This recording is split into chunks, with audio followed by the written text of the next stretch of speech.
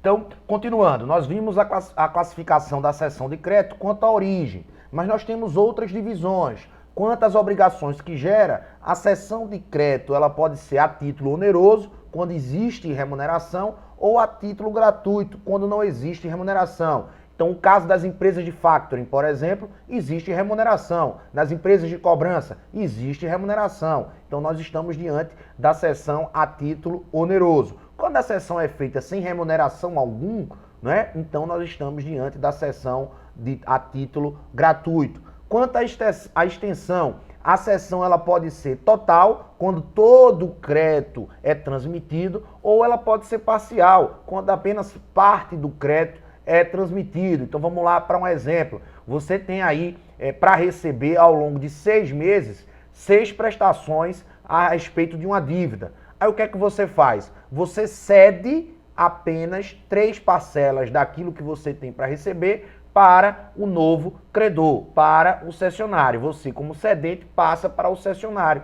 Então você não cedeu o crédito todo que deveria ser pago ao longo dos 6 meses. Você cedeu apenas 2 ou 3 parcelas. E isso é muito comum de acontecer nas duplicatas, por exemplo. Vocês vão estudar mais à frente os títulos de crédito. É muito comum de acontecer isso na duplicata.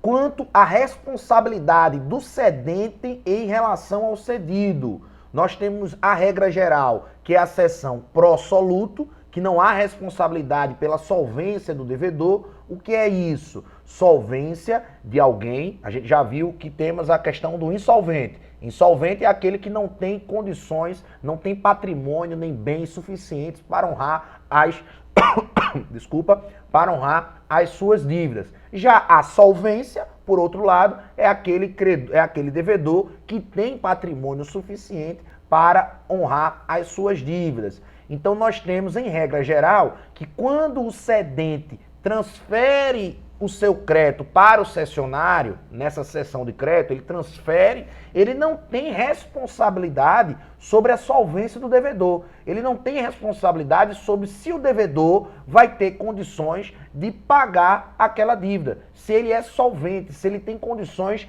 de anuir, adimplir com aquela obrigação. Então essa é a regra geral. O cedente, que é aquele credor originário, ao transmitir o crédito, ao suceder o crédito, né, para o cessionário, que é o credor novo, né, do credor originário para o credor novo, ele não tem, em regra geral, responsabilidade sobre a solvência do devedor. Maria tem uma dívida comigo, eu sou o cedente e transfiro esse crédito que tenho para receber de Maria para João.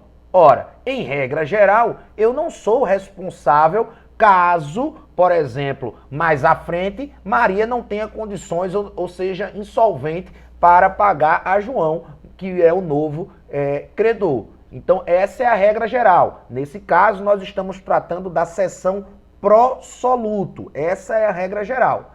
Já existe possibilidade de, nesse contrato, nesse negócio jurídico que eu estou fazendo da cessão de crédito, eu me responsabilizar pela solvência do devedor. Eu digo, olha, eu estou passando esse crédito, eu estou transmitindo esse crédito para João, mas se Maria não tiver condições de pagar, não for solvente, eu serei responsabilizado pela insolvência dela. Nesse caso, nós temos a cessão pró-solvendo. Então, a cessão pró-soluto é aquela que não existe responsabilidade do cedente pela solvência do devedor. Já a cessão pró-solvendo, que precisa estar expressamente prevista no negócio jurídico, ela é quando o cedente tem responsabilidade pela solvência do devedor. Nós vamos mais à frente estudar cada uma dessas hipóteses, mas eu quero que você lembre que, em regra geral, o cedente não tem responsabilidade pela solvência do devedor, do cedido. Ele não tem, isso é a regra geral. Para que ele passe a ter, para que a cessão